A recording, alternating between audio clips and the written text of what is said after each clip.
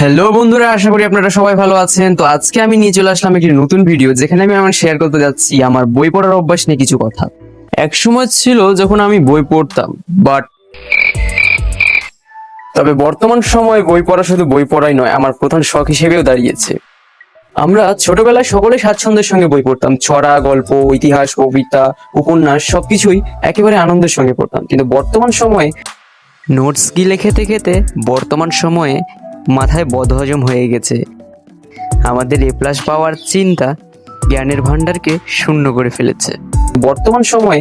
তো সেই নবম দশম শ্রেণীতে আমি বই পড়া প্রবন্ধটি পড়েছিলাম। লেখক ছিলেন প্রমোদ চৌধুরী।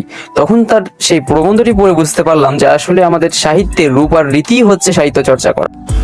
তবে হ্যাঁ, তার এই প্রবন্ধটি পড়ে আমি ধীরে ধীরে বই পড়ার দিকে অভ্যস্ত হয়ে গেলাম। বর্তমান সময় আমার কাছে শুধু স্টাডি নয়, উপন্যাস, গল্প, কবিতা, তারপর বিভিন্ন রকমের সাইকোলজিক্যাল, সংস্কৃতি, ধর্মীয় বিষয় সম্পর্কিত বই রয়েছে। সাহিত্য চর্চা, না কোনো পাস না কোনো ফেলের চিন্তা, শুধু নিজের জ্ঞানের দ্বার উন্মুক্ত করার জন্য পড়ুন, নিজের স্বাচ্ছন্দ্যে পড়ুন, আর কিছু দরকার নেই।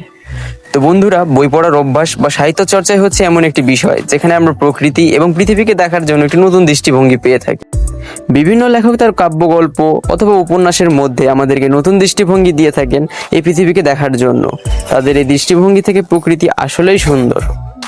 তো বন্ধুরা, আমার পড়া বইগুলোর মধ্যে সব থেকে শ্রেষ্ঠ আমি যেগুলো মনে করি, গীতাঞ্জলি, রবীন্দ্রনাথ ঠাকুরের লেখা, হেমন্তের পাখি, সুচিত্রা ভট্টাচার্যের লেখা অথবা রাধানাগের লেখা পড়াশোনায় ভালো হতে হলে। এগুলো বই আসলে আমাদের জীবনের একটি ছোটখাটো অংশ হিসেবে দাঁড়িয়ে ওঠে। আপনারাও পড়লে বুঝতে পারবেন যে কতটুকু সত্যতা রয়েছে এই বইয়ের মধ্যে। বই পড়া যদিও বা শ্রেষ্ঠ শখ, তবে আমরা কতজন বা বই পড়তে অভ্যস্ত? ছোট থেকে আমাদের মনের মধ্যে গেঁথে দেওয়া হয়েছে, পাস না করলে পিটুনি খাবি। এর জন্য প্রমোদ চৌধুরী সেই বই পড়া প্রবন্ধেই লিখেছে,